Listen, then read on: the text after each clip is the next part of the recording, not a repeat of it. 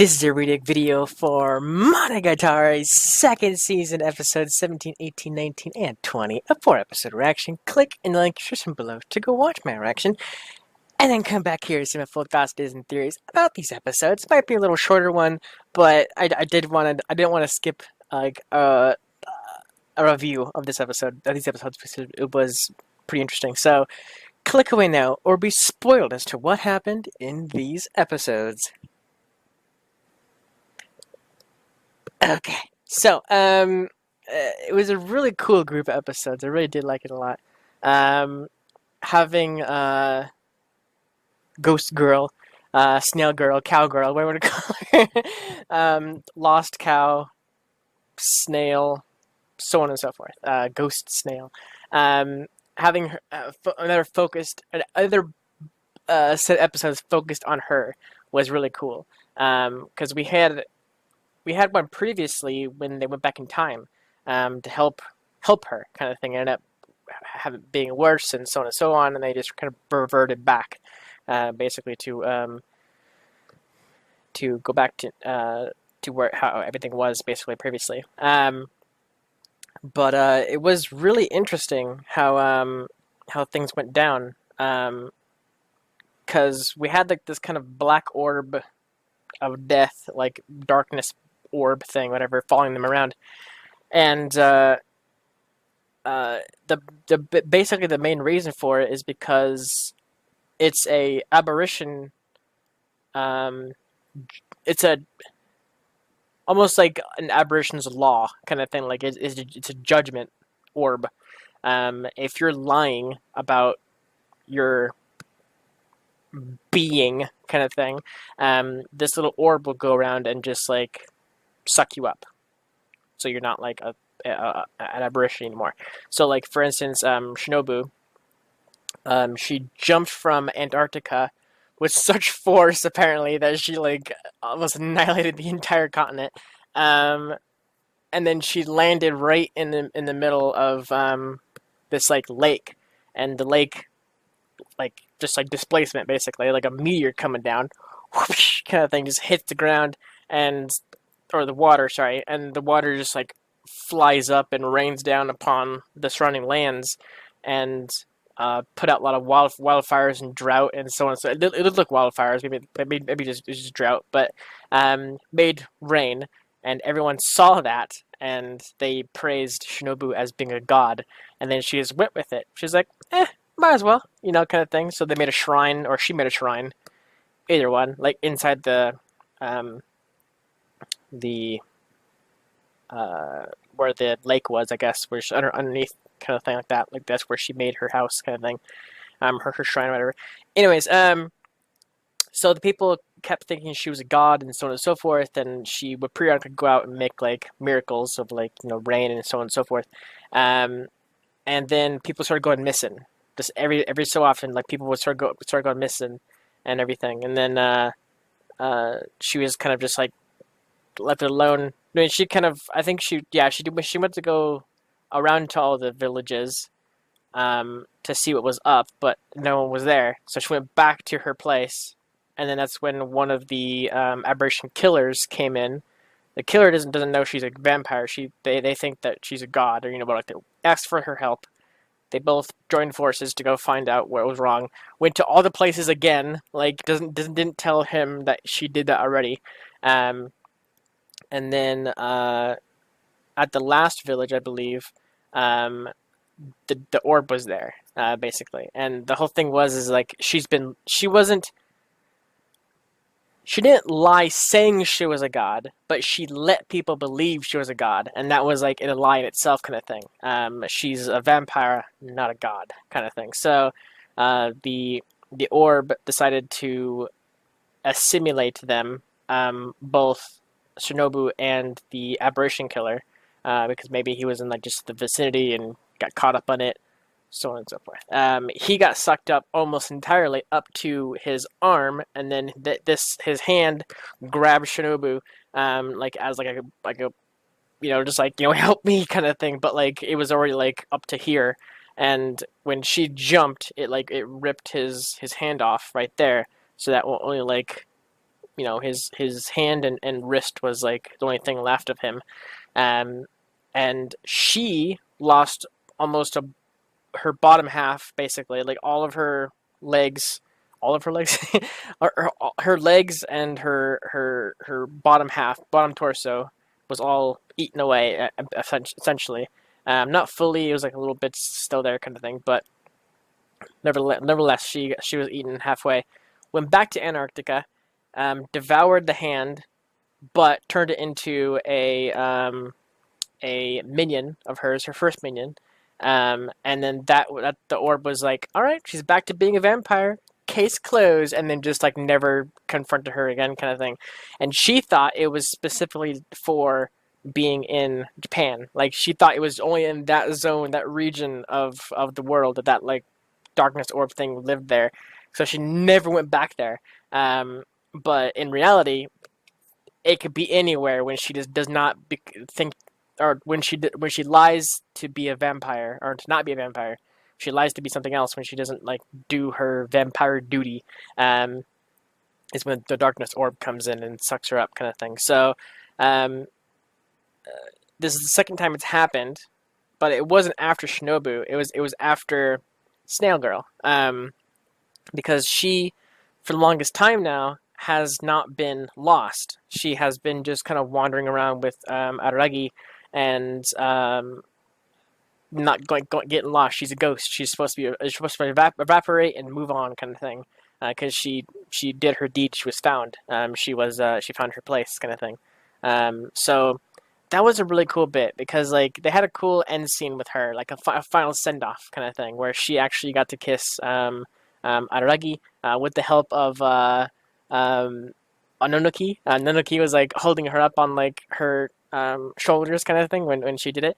That was pretty funny. But a final send off with her, and then the whole thing about her stuttering is just like a thing that she did to toy with him, kind of thing, play with him, whatever, pose like conversation, basically. So it's really interesting because like all she wanted to do was just kind of have a conversation, right? Because like her existence, like she died when she was a little kid, and up until now she really hasn't anybody to talk to, kind of thing. But then Aragi was like the only one to talk to her and help her out, just kind of hang with her, just get lost with her, basically, around the map, not the map, around the globe, basically. So that was pretty cool that she did all that, but it sucks that she had to kind of give it up because she's not lost anymore. She just kind of wants to stay where she is, and not travel the world or whatever. So it was a cool send off for her, definitely. It sucks that we're not going to see her again because she was a cool character. All the girls are really, like, Crab Girl, Cat Girl, Snail Girl, Monkey Girl, Phoenix, and Bee, and Corpse apparently too as well.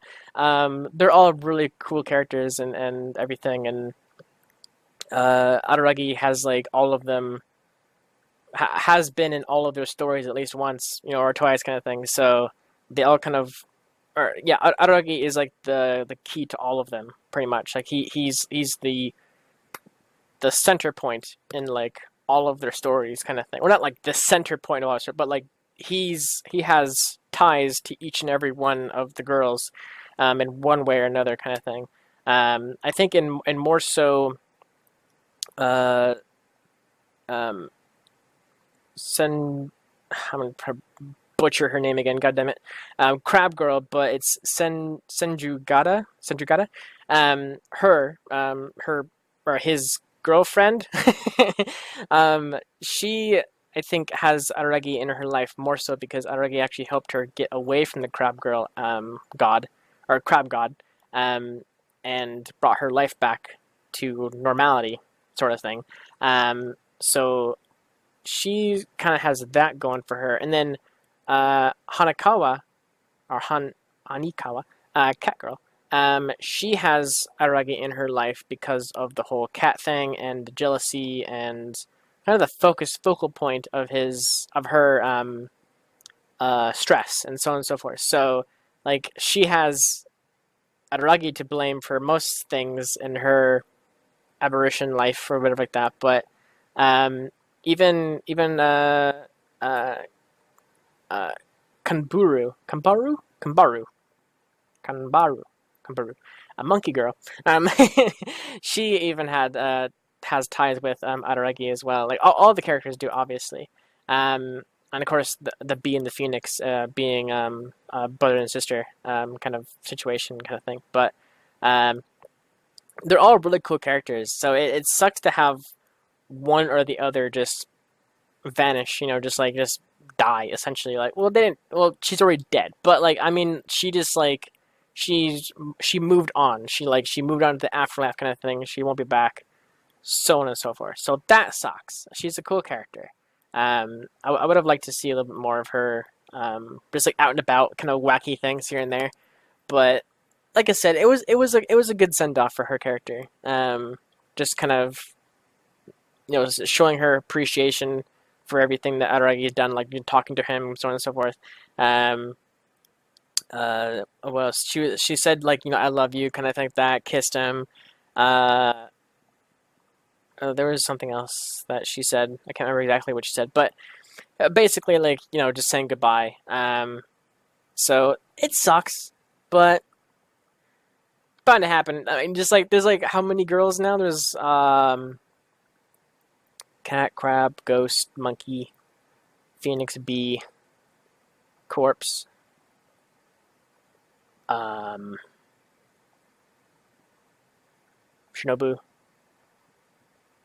vampire.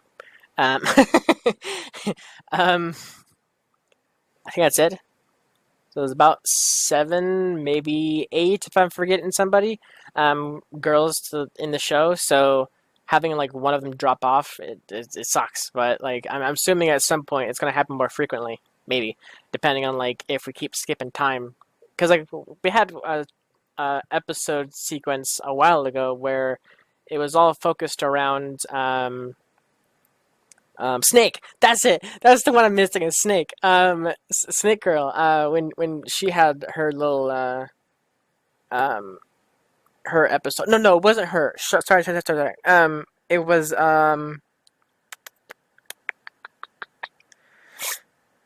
was it Monkey Girl? I feel like it was Monkey Girl, where she was like in the future. Yes, I feel like that's the one that she was in or the time was in the future when Araragi was already like moved on from high school, and he graduated, and he has a car now, and so on and so forth. Like that was the time when they were in the future. So I'm wondering if later on down the line of the story we actually get around to getting to the future of that kind of thing, um, and especially with the whole Snake Girl episodes, having that like kind of foreshadow of like this kind of end boss battle kind of to look forward to kind of thing. Maybe that's next episode, our next set episodes. I'm not sure, but it seems like that's going to be the case in some point in the future kind of thing. It was that kind of big boss battle with everybody versus Snake Girl. So who knows? So yeah, the heck, I got some stuff on my shirt. So yeah, I have it. It's a cool episode, sad episode, interesting episode. We also got to see the one girl again, Jean, Izuko, Izuko, Jean Izuko. She's like the knows everything sort of girl. We saw her previously with Hanakawa in her episode with the tiger and everything when the tiger was around. I believe that was that episode. That section. I don't know. We still don't know about the one girl, who has like very dark eyes and like not really like doesn't like there's no life in her eyes kind of thing. I mean, maybe she smiles a little bit, but her eyes seem just dark. Short black hair. I think it's black. And I'm trying to describe her and I can't remember. Her clothes not big enough for her. I think her arms. I called her the fact girl and deemed her as time power question mark because she had knowledge about a certain character previously, the Snake Girl basically, and then there was a lot of weirdness with her, so I'm still interested about her character and when she's gonna have like an episode dedicated or an arc gets dedicated to her. Um, but I don't know. We shall see. So next week, we have the finale of season 2, which is episode 21 through 26. So it's a 6 episode reaction. And then we move on afterwards to the final season of Monogatari, which is something like, what was it again? Like 11, I think it's 10 or 11 sets, or weeks in this case, of episodes to go through that. So we have about, 12 or 11 or 12 weeks left, depending. Like, so right now, it's not like hardcore, like, nailed down if these split episodes that we have now, thanks to Samar, but I'm not sure if these are validated yet, if you're going to change them around or, switch them around a little bit. Who knows? But it looks like it's going to be another 11 or 12 more weeks of Monogatari. So some exciting things. So thank you so much for watching, and I'll see you guys next week for some more Monogatari. Thank you, buddy.